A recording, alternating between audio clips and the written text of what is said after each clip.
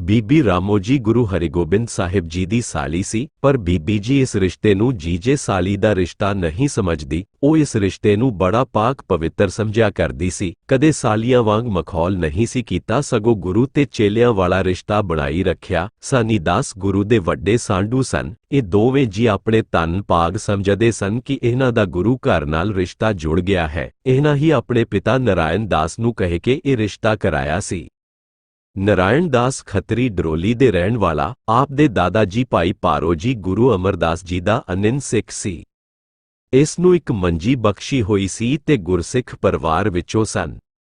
ਗੁਰੂ ਅਮਰਦਾਸ ਜੀ ਨੇ ਕਿਸੇ ਵੇਲੇ ਕੋਈ ਵਾਕ ਕੀਤਾ ਸੀ ਕਿ ਭਾਈ ਪਾਰੋ ਦੀ ਸੰਤਾਨ ਦਾ ਗੁਰੂ ਘਰ ਨਾਲ ਰਿਸ਼ਤਾ ਬਣੇਗਾ। ਸੋ ਭਾਈ ਨਾਰਾਇਣ ਦੇ ਦੋ ਲੜਕੀਆਂ ਸਨ, ਵੱਡੀ ਸੀ ਰਾਮੋ ਤੇ ਛੋਟੀ ਦਮੋਦਰੀ। ਬੀਬੀ ਰਾਮੋ ਜੀ ਦਾ ਵਿਆਹ ਭਾਈ ਸਾਈਂ ਦਾਸ ਡਲੇ ਨਿਵਾਸੀ ਨਾਲ ਕਰ ਦਿੱਤਾ। ਇਸ ਪਿੰਡ ਵਿੱਚ ਵੀ ਮੰਜੀ ਪ੍ਰਚਾਰ ਹਿੱਤ ਤੀਜੇ ਪਾਤਸ਼ਾਹ ਨੇ ਸਥਾਪਿਤ ਕੀਤੀ ਸੀ। ਇੱਥੇ ਵੀ ਸਿੱਖੀ ਦਾ ਬੜਾ ਬੋਲਬਾਲਾ ਸੀ। ਸੋ ਸਾਈਂ ਦਾਸ ਵੀ ਗੁਰਸਿੱਖ ਸੀ। ਭਾਈ ਨਾਰਾਇਣ ਦਾਸ ਦੇ ਲੜਕਾ ਕੋਈ ਨਹੀਂ ਸਾਈਂ ਦਾਸ ਨਾਲ ਬਹੁਤ ਪਿਆਰ ਕਰਦੇ ਸਨ। ਇਹਨਾਂ ਨੂੰ ਇਸਨੇ ਡਲੇ ਤੋਂ ਆਪਣੇ ਪਾਸ ਡਰੋਲੀ ਹੀ ਸੱਦ ਲਿਆ।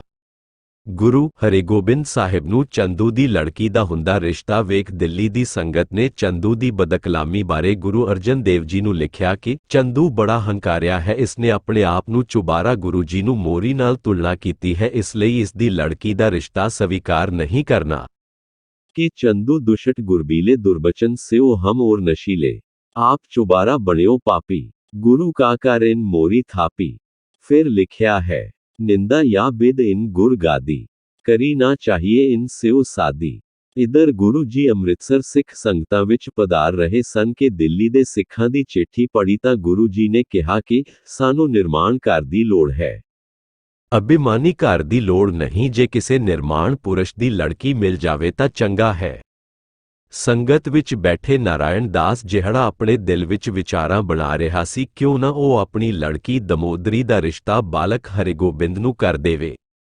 ਲਾਗੇ ਬੈਠੇ ਆਪਣੇ ਜਵਾਈ ਸਾਈਂ ਦਾਸ ਦੇ ਕੰਨਾਂ 'ਚ ਗੱਲ ਕਰ ਉੱਠ ਖੜਾ ਹੋਇਆ, ਗਲ ਵਿੱਚ ਪਰਨਾ ਪਾ ਖੜਾ ਹੋ ਹੱਥ ਜੋੜ ਕਹਿਣ ਲੱਗਾ, ਮਹਾਰਾਜ ਜੇ ਚਾਹੋ ਤਾਂ ਦਾਸ ਦੀ ਪੁੱਤਰੀ ਦਮੋਦਰੀ ਤੁਹਾਡੇ ਸਾਹਿਬਜ਼ਾਦੇ ਲਈ ਹਾਜ਼ਰ ਹੈ। ਗੁਰੂ ਜੀ ਹਾਂ ਕਰ ਦਿੱਤੀ। ਇਸੇ ਸੰਗਤ ਵਿੱਚ ਡੱਲੇ ਦੀ ਹੋਰ ਸੰਗਤ ਭਾਈ ਨਾਰਾਇਣ ਦਾਸ ਦਾ ਸਾਰਾ ਪਰਿਵਾਰ ਹਾਜ਼ਰ ਸੀ। ਸਾਰੇ ਬੜੇ ਖੁਸ਼ ਹੋਏ। ਇੱਥੇ ਹੀ ਸਗਾਈ ਦੀ ਵਸਤੂਆਂ ਲਿਆ ਕੇ ਬਾਲਕ ਹਰਿਗੋਬਿੰਦ ਸਾਹਿਬ ਨੂੰ ਤਿਲਕ ਲਾ ਕੇ ਕੁੜਮਾਈ ਦੀ ਮਰਿਆਦਾ ਵੀ ਇੱਥੇ ਸੰਗਤ ਵਿੱਚ ਕਰ ਦਿੱਤੀ ਗਈ। ਅਕਾਲ ਪੁਰਖ ਅੱਗੇ ਅਰਦਾਸ ਕਰਕੇ ਤਿਲਕ ਲਾਇਆ ਗਿਆ। ਕੜਾਹ ਪ੍ਰਸਾਦ ਦੇ ਖੁੱਲੇ ਗੱਫੇ ਵਰਤਾਏ ਗਏ। ਸਭ ਨਾਲੋਂ ਵੱਧ ਇਸ ਖੁਸ਼ੀ ਰਾਮੋ ਤੇ ਸਾਈਂ ਦਾਸ ਜੀ ਨੂੰ ਹੋਈ, ਜਿਹੜੇ ਗੁਰੂ ਅਰਜਨ ਦੇ ਅਤਿ ਸ਼ਰਧਾਲੂ ਸਨ। ਸਾਰੀ ਡਰੋਲੀ ਦੀ ਸੰਗਤ ਬੜੀ ਖੁਸ਼ ਵਾਪਸ ਪਿੰਡ ਪੁੱਜੇ। ਸੰਗਤਾਂ ਤਾਂ ਚੱਲ ਪਈਆਂ, ਸਹੁਰਾ ਜਵਾਈ ਤੇ ਰਾਮੋ ਰਹੇ ਪਏ। ਹੁਣ ਗੁਰੂ ਜੀ ਨਾਲ ਵਿਆਹ ਦੀ ਵਿਚਾਰ ਬਣਾਉਣ ਲੱਗੇ। ਭਾਈ ਨਾਰਾਇਣ ਦਾਸ ਚਾਹੁੰਦਾ ਵਿਆਹ ਛੇਤੀ ਹੋ ਜਾਵੇ। ਗੁਰੂ ਜੀ ਨੇ 2-3 ਮਹੀਨੇ ਉਡੀਕਣ ਲਈ ਕਿਹਾ। ਕਹਿ ਦਿੱਤਾ, ਜਾਓ ਜਾ ਕੇ ਵਿਆਹ ਦੀ ਤਿਆਰੀ ਕਰ, ਮਾਘ ਦੇ ਮਹੀਨੇ ਵਿਆਹੁਣ ਆਵਾਂਗੇ। ਹੁਣ ਸਾਰਾ ਪਰਿਵਾਰ ਖੁਸ਼ੀ ਉੱਥੋਂ ਤੁਰ ਪਿਆ। ਪਿੰਡ ਆ ਕੇ ਰਾਮੋ ਛੋਟੀ ਭੈਣ ਦੇ ਵਿਆਹ ਦੀਆਂ ਤਿਆਰੀਆਂ ਵਿੱਚ ਜੁਟ ਪਈ। ਬੀਬੀ ਰਾਮੋ ਨੂੰ ਆਪਣੀ ਭੈਣ ਦੇ ਗੁਰੂ ਘਰ ਜਾਣ ਦਾ ਬਹੁਤ ਚਾਅ ਸੀ। ਭੈਣ ਦਮੋਦਰੀ ਨੂੰ ਕੋਟ-ਕੋਟ ਜੱਫੀਆਂ ਪਾਉਂਦੀ ਹੈ, ਚਾਹ ਨਾਲ ਪੈਰ ਧਰਤੀ ਨਾਲ ਨਹੀਂ ਲੱਗਦਾ। ਇਸ ਖੁਸ਼ੀ ਵਿੱਚ ਮਾਂ ਪਿਓ ਨੂੰ ਕੋਈ ਫਿਕਰ ਨਹੀਂ, ਸਾਰਾ ਭਾਂਡਾ ਟੀਡਾ ਹੌਲੀ ਲਈ ਆਉਂਦੇ ਹਨ। ਚੀਜ਼ਾਂ ਵੀ ਚੋਟੀ ਦੀਆਂ ਬਣਾ ਰਹੇ ਹਨ ਕਿ ਗੁਰੂ ਘਰ ਜਾਣੀਆਂ ਹਨ। ਰਾਮੋ ਹਰ ਚੀਜ਼ ਨੂੰ ਆਪਣੇ ਸੁੰਦਰ ਜੀਜੇ ਨਾਲ ਮੇਚ ਕੇ ਲੈਂਦੀ ਕਿ ਆਹ ਉਸ ਸੁੰਦਰ ਮੁਖੜੇ ਨੂੰ ਬੜੀ ਫੱਬੇਗੀ ਕਰ ਆਪ ਹੀ ਗੱਲਾਂ ਕਰਦੀ ਰਹਿੰਦੀ। ਮਾਂ ਨੂੰ ਕਹਿੰਦੀ ਕਿ ਉਸ ਸੁੰਦਰ ਮੁਖੜੇ ਲਈ ਹਰ ਇੱਕ ਢੁਕਵੀਂ ਵਸਤੂ, ਬਸਤਰ ਆਦਿ ਬਣਾਉਣੇ ਹਨ। ਕਿਉਂਕਿ ਸਾਰਾ ਪਿੰਡ ਹੀ ਗੁਰਸਿੱਖਾਂ ਦਾ, ਸਾਰੇ ਸਿੱਖ ਤੇ ਸਿੱਖ ਬੀਬੀਆਂ ਵੱਧ ਤੋਂ ਵੱਧ ਚੰਗੀ ਤੇ ਯੋਗ ਵਸਤੂ ਤਿਆਰ ਕਰਨ ਦਾ ਅਭਿਆਸ ਸੀ। ਦਮੋਦਰੀ ਦੀ ਪ੍ਰੇਮੀ ਨੂੰ ਕਿਸੇ ਚੰਗਾ ਬਾਗ, ਫੁਲਕਾਰੀ, ਚੰਗਾ ਪੱਟ ਲਾ ਕੇ ਕੱਢ ਦਿੱਤਾ। ਹਰ ਕੋਈ ਸਮਝਦੀ ਸੀ ਇਹ ਚੀਜ਼ਾਂ ਗੁਰੂ ਘਰ ਜਾ ਰਹੀਆਂ, ਇਹ ਵੀ ਇੱਕ ਗੁਰੂ ਘਰ ਦੀ ਸੇਵਾ ਹੈ। ਕਿਸੇ ਨੇ ਕਿਸੇ ਤਰ੍ਹਾਂ ਦੀ ਫੁਲਕਾਰੀ, ਕਿਸੇ ਨੇ ਕਿਸੇ ਰੰਗ ਦਾ ਬਾਗ ਕੱਢ ਕੇ ਲਿਆ ਦਿੰਦੀਆਂ, ਕਹਿੰਦੀਆਂ ਹਨ, ਪ੍ਰੇਮ ਦੇਈਏ, ਜੇ ਇਹ ਲੀਰ ਆਪਣੀ ਪੁੱਤਰੀ ਲਈ ਕਬੂਲ ਲਵੇ ਤਾਂ ਸਾਡੇ ਵੀ ਧਨ ਭਾਗ ਹੋਣਗੇ। ਇਸ ਵਸੀਲੇ ਹੀ ਜੋ ਇਹ ਨਿਕਾਰੀ ਸ਼ੈ ਸਤਿਗੁਰੂ ਦੇ ਦਰਬਾਰ ਅਪੜ ਪਵੇ। ਅਰ ਸ੍ਰੀ ਗੰਗਾ ਵਰਗੀ ਧਰਮ ਮੂਰਤ ਦੇ ਪਿਆਰੇ ਹੱਥ ਇਹਨਾਂ ਨੂੰ ਇੱਕ ਵੇਰ ਛੋਹ ਲੈਣ। ਭਾਈ ਵੀਰ ਸਿੰਘ ਅਸ਼ਟ ਚਮਤਕਾਰ ਪੰਨਾ 9 ਇਹ ਵਸਤੂਆਂ ਮਾਤਾ ਪ੍ਰੇਮ ਦੇਈ ਕਬੂਲਣੋਂ ਨਾ ਕਰਦੀ ਸਗੋਂ ਕਹਿੰਦੀ ਸਾਡੇ ਤਨ ਭਾਗ ਜਿਸ ਘਰ ਵਿੱਚ ਕੁਲਤਾਰੂ ਪੁੱਤਰੀ ਜਨਮੀ ਹੈ।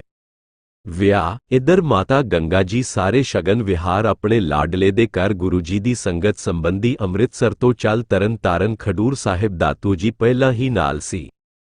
ਫਿਰ ਬਾਬਾ ਮੋਹਨ ਜੀ ਦੀਆਂ ਅਸੀਸਾਂ ਗੋਇੰਦਵਾਲ ਆ ਲਈਆਂ। ਬਾਬਾ ਮੋਰੀ ਜੀ ਪਹਿਲਾਂ ਹੀ ਪਰਿਵਾਰ ਸਮੇਤ ਨਾਲ ਸਨ। ਫਿਰ ਸੁਲਤਾਨਪੁਰ ਗੁਰੂ ਨਾਨਕ ਦੇਵ ਜੀ ਦੇ ਚਰਨ ਛੋਹਾਂ ਵਾਲੇ ਅਸਥਾਨਾਂ ਦੇ ਦਰਸ਼ਨ ਕੀਤੇ। ਅਗਲੇ ਦਿਨ ਡੱਲੇ ਪੁੱਜ ਗਏ। ਸੰਗਤ ਤੇ ਸਾਕ ਸੰਬੰਧੀਆਂ ਨੇ ਆਈ ਬਰਾਤ ਦਾ ਬੜਾ ਸਵਾਗਤ ਕੀਤਾ ਤੇ ਜੋਟਿਆਂ 'ਚ ਜੀ ਆਇਆਂ ਦੇ ਸ਼ਬਦ ਪੜ੍ਹੇ। ਕੂੜਮਾਨ ਦੀ ਮਿਲਣੀ ਹੋਈ। ਭਾਈ ਨਾਰਾਇਣ ਦਾਸ ਨੇ ਗੁਰੂ ਅਰਜਨ ਦੇਵ ਜੀ ਦੇ ਗਲ ਹਾਰ ਪਾ ਚਰਨ ਛੂਹਣ ਲੱਗਾ ਸੀ ਕਿ ਗੁਰੂ ਜੀ ਗਲ ਵਿੱਚ ਲੈ ਕੇ ਪਿਆਰ ਕੀਤਾ।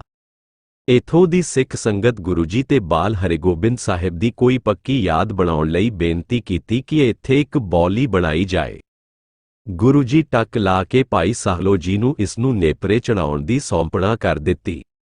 ਇਹ ਬੌਲੀ ਸੀ ਗੁਰੂ ਦੀ ਕਰ ਕਮਲਾ ਦੇ ਉਪਕਾਰ ਦੀ ਤੇ ਗੁਰੂ ਹਰਿਗੋਬਿੰਦ ਸਾਹਿਬ ਜੀ ਦੇ ਵਿਆਹ ਦੀ ਅੱਜ ਤੱਕ ਯਾਦ ਤਾਜ਼ਾ ਕਰਦੀ ਹੈ। ਇੱਥੇ ਕਈ ਦਿਨ ਬਰਾਤ ਰਹੀ। ਆਸਾ ਦੀ ਵਾਰ ਦਾ ਕੀਰਤਨ ਤੇ ਹੋਰ ਗੁਰ ਉਪਦੇਸ਼ ਸੰਗਤਾਂ ਨੂੰ ਮਿਲਦੇ ਰਹੇ। ਵਿਆਹ ਬੜੀ ਧੂਮ-ਧਾਮ ਚਾਵਾਂ ਮਲਾਰਾਂ ਨਾਲ ਸਮਾਪਤ ਹੋ ਗਿਆ ਹੈ। ਸਾਰਾ ਪਰਿਵਾਰ ਭਾਈ ਨਾਰਾਇਣ ਦਾ ਤੇ ਪਿੰਡ ਦੀ ਸੰਗਤ ਨਿਹਾਲ ਹੋ ਰਹੀ ਹੈ। ਮਾਤਾ ਪ੍ਰੇਮ ਦੇਈ ਸੱਸ ਨੇ ਲਾਡਾਂ ਨਾਲ ਲਾੜੇ ਨੂੰ ਗੋਦੀ ਲੈ ਕੇ ਪਿਆਰ ਕੀਤਾ ਤੇ ਸਾਰੇ ਸੱਸਾਂ ਵਾਲੇ ਸ਼ਗਨ ਕੀਤੇ ਹਨ। ਉਧਰ ਸਾਲੀ ਰਾਮੋ ਆਪਣੀਆਂ ਸਖੀਆਂ ਨੂੰ ਨਾਲ ਲੈ ਆਪਣੇ ਮੂੰਹੋਂ ਅਰਦਾਸ ਦੇ ਪ੍ਰੇਮ ਵਿੱਚ ਉਹ ਨਿਕਲਿਆ। ਪੰਕਜ ਫਾਥੇ ਪੰਕ ਮੁਹੰਮਦ ਗੁਫਿਆ ਅੰਗ ਸੰਗ ਉਰਜਾਏ ਬਿਸਤਰੇ ਸੁਫਿਆ है को ऐसा मी तुझे तोरे बिखम गाम फिर नानक एक कुशरी तर ना तुझे टूटे ले सांठ। ए शब्द सुन प्यारे दूल्हे जी बोले औखद नामो अपारो अपारो अमोलको पीजई मिल मिल खावहे संत सगल को दीजई जिसे प्राप्त होए तिसे ही पावणे हरेहा हो बलिहारी तिन जेहर रंग गावणे। उधर डल्ले दी संगत भी बड़े प्रेम वस हुई मगन है बेवस हुई सारी संगत ए गाउन लगी जिथे जाए भगत सो थानू सुहावना शमले होए सुख हर नामू त्यावना जिय करन जयकार निंदक मुए पचे साजन मने आनंदू नानक नामू जपे 18। ਜਦੋਂ ਇਸ ਤਰ੍ਹਾਂ ਹੋ ਰਹੇ ਮੰਗਲਾਚਾਰ ਦਾ ਸਮਾਚਾਰ ਸ੍ਰੀ ਗੁਰੂ ਅਰਜਨ ਦੇਵ ਜੀ ਨੂੰ ਮਿਲੀ ਤਾਂ ਆਪ ਸਹਿਜ ਬਚਨ ਕੀਤਾ। ਹਰਗੋਬਿੰਦ ਸੂਰਾ ਗੁਰੂ ਸਾਈ ਦਾਸ ਰਾਮੋ ਪੂਰੇ ਸਿੱਖ ਡੱਲੇ ਦੀ ਸਿੱਖੀ ਧਨ। 3 ਦਿਨ ਬਰਾਤ ਇੱਥੇ ਰਹੀ। ਭਾਈ ਨਾਰਾਇਣ ਦਾਸ ਨੇ ਪ੍ਰੇਮ ਤੇ ਸਤਿਕਾਰ ਨਾਲ ਸੇਵਾ ਕਰਨ ਵਿੱਚ ਕੋਈ ਕਸਰ ਨਾ ਛੱਡੀ।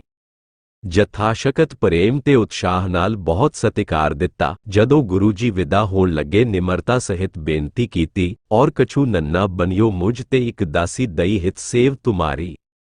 आप को नाम अनाथ को नाथ है राख लई पत्याने हमारी दोनों लोक सहाय करो सो करोरन की करते रखवारी। मैं पकड़ियो एक दामन आपको आयो सरन लखे उपकारी। सु प्र सफा 2281। ਇਹ ਬੇਨਤੀ ਸੁਣ ਗੁਰੂ ਜੀ ਨੇ ਨਾਰਾਇਣ ਦਾਸ ਨੂੰ ਗੱਲ ਲਾ ਪ੍ਰੇਮ ਨਾਲ ਬਚਨ ਕੀਤਾ। ਭਾਈ ਨਾਰਾਇਣ ਦਾਸ ਤੇਰਾ ਸਰੂਪ ਵਿੱਚ ਵਾਸ। ਹੁਣ ਸਾਈ ਦਾਸ ਤੇ ਰਾਮੋ ਹੱਥ ਜੋੜਾ ਚਰਨ ਪਕੜੇ ਤਾਂ ਤੁਖਾਰੀ ਛੰਤ ਮਲਾਚਾਰ ਦਾ ਇਹ ਸ਼ਬਦ ਉਚਾਰਿਆ।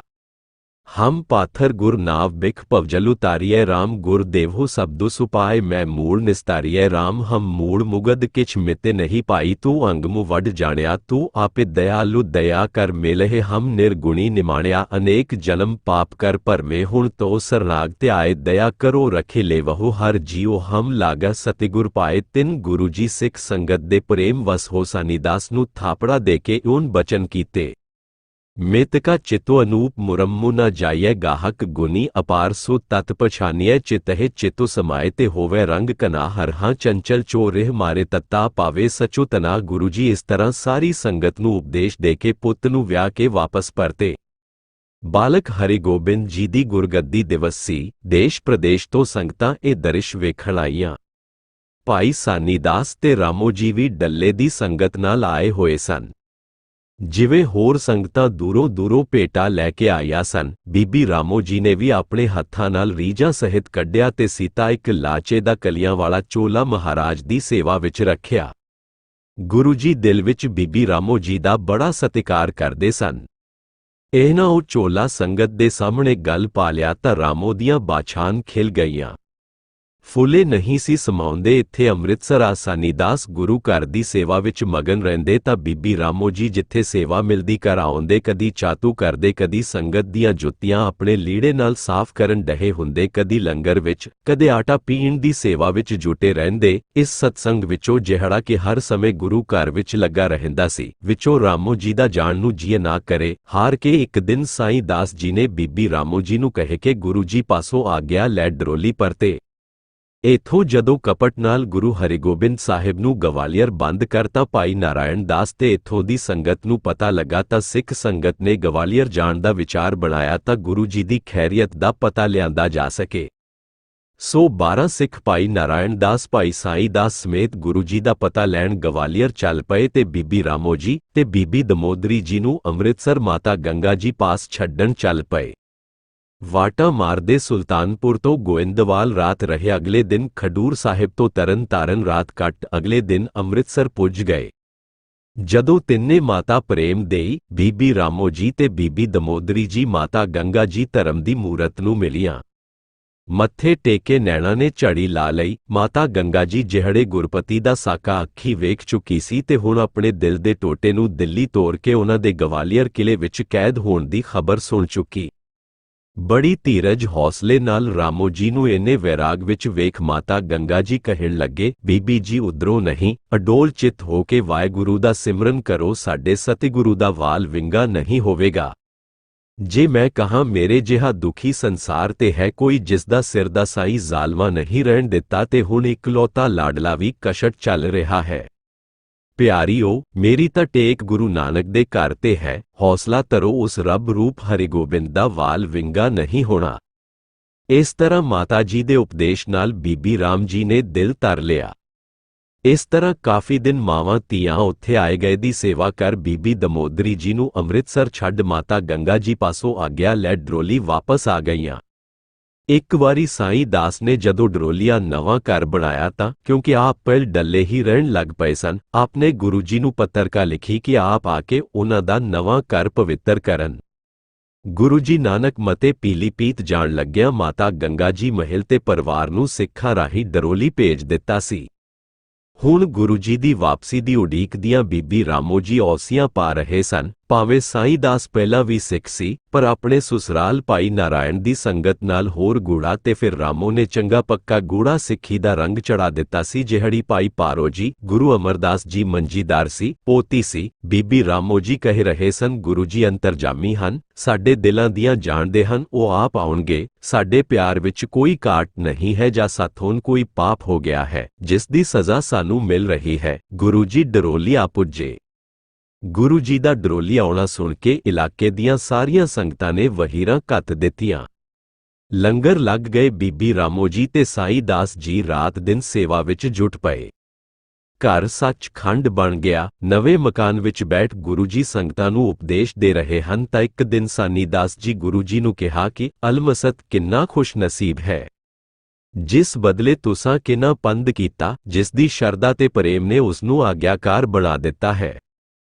ਉਹ ਕਦੋਂ ਕੁ ਦਾ ਸਿੱਖ ਹੋਇਆ ਹੈ। ਗੁਰੂ ਜੀ ਬਚਨ ਕੀਤਾ ਕਿ ਰਾਵੀ ਨਦੀ ਤੇ ਇੱਕ ਬੱਕਰੀਆਂ ਦਾ ਆਜੜੀ ਸੀ, ਸਾਧਾਰਨ ਜਾਂ ਸਿੱਧੜਾ ਕਰਕੇ ਜਾਣਿਆ ਜਾਂਦਾ ਸੀ। ਉਸ ਦੀ ਬੜੀ ਚਾਹਨਾ ਸੀ ਕਿ ਉਹ ਗੁਰੂ ਨਾਨਕ ਦੇਵ ਜੀ ਦੇ ਦਰਸ਼ਨ ਕਰੇ। ਸੋ ਉਸ ਦੇ ਦਿਲ ਵਿੱਚ ਬੜਾ ਪਿਆਰ ਤੇ ਸ਼ਰਧਾ ਉਪਜੀ ਤਾਂ ਗੁਰੂ ਜੀ ਉਸ ਨੂੰ ਆ ਮਿਲੇ। ਉਸਨੇ ਇੱਕ ਬੱਕਰੀ ਦਾ ਦੁੱਧ ਚੋ ਕੇ ਗੁਰੂ ਜੀ ਨੂੰ ਭੇਟ ਕੀਤਾ ਤਾਂ ਉਸਨੇ ਇਸ ਦੁੱਧ ਬਦਲੇ ਉਹਨਾਂ ਦੇ ਰੱਜ ਕੇ ਦਰਸ਼ਨ ਕਰਨ ਦੀ ਆਗਿਆ ਮੰਗੀ।